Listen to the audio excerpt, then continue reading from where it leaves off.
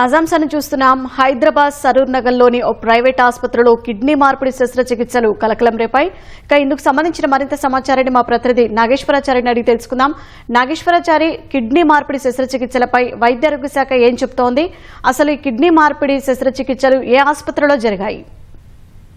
Saroor Nagar police station పరిధిలో ఉన్న అలకానంద ఆసుపత్రి పైన పోలీసులు ఆకస్మికంగా తనిఖీ చేశారు. అక్కడ కిడ్నీ శస్త్రచికిత్సలు జరుగుతున్నట్టు విశ్వసనీయ సమాచారం అందడంతో ఎల్బీ నగర్ ఏసీపీ కృష్ణయ్య ఆధ్వర్యంలో ఆసుపత్రిలో సోదాలు చేశారు. అక్కడ ఉన్నటువంటి రోగులు, అదేవిధంగా ఆసుపత్రి వాటన్నింటినీ పరిశీలించిన తర్వాత అక్కడ అక్రమంగా కిడ్నీ ఆపరేషన్ జరిగినట్టుగా పోలీసులు గుర్తించారు. దానికి సంబంధించి ఇది నలుగురు, తమిళనాడుకు చెందిన ఇద్దరు, అదేవిధంగా కర్ణాటకకు చెందిన మరో ఇద్దరిని వారు వెంటనే అదుపులోకి తీసుకున్నారు. తమిళనాడుకు సంబంధించిన ఇద్దరు మహిళలు కిడ్నీ ఇచ్చినట్టుగా ప్రాథమికంగా పోలీసులు గుర్తించారు. అదేవిధంగా కర్ణాటకకు సంబంధించిన మరో ఇద్దరు వాటిని తీసుకున్నట్టు తెలుస్తుంది. 6 నెలల క్రితమే ఈ ఆసుపత్రి ప్రారంభమైంది. దీనికి సంబంధించి కేవలం ఇద్దరు వైద్యులతో చిన్న చిన్న వైద్య చికిత్సలకు మాత్రమే అనుమతి ఉన్నట్టుగా పోలీసులు చెప్తున్నారు. ఇదంతా కూడా వ్యవహారం బయటికి రావడంతో నలుగురిని కూడా వెంటనే అదుపులోకి తీసుకొని వారికి ఇటీవలే శస్త్రచికిత్స జరిగినట్టుగా భావిస్తున్న నేపథ్యంలో వారి అనారోగ్యాన్ని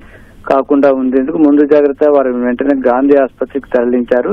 ఈ సమాచారం అంతా వెంటనే వైద్య ఆరోగ్య శాఖ ఇవ్వడంతో జిల్లా వైద్య ఆరోగ్య శాఖ అధికారులు ఆసుపత్రికి చేరుకొని వెంటనే ఆసుపత్రిని సీజ్ చేయడంతో పాటు వాటి ఆసుపత్రికి సంబంధించి వాటన్నిటి అనుమతులు, ఈ శస్త్రచికిత్స జరిగిందా లేదా అని ఒక శాస్త్రీయంగా నిర్ధారించుకున్న తర్వాత ఇప్పుడే కొద్దిసేపటి క్రితం పోలీసులకు ఫిర్యాదు చేశారు. త్వరలో దీనిపైన కేసు నమోదు చేసేందుకు పోలీసులు ఏర్పాట్లు చేస్తున్నారు. ధన్యవాదాలు నాగేశ్వరాచారి.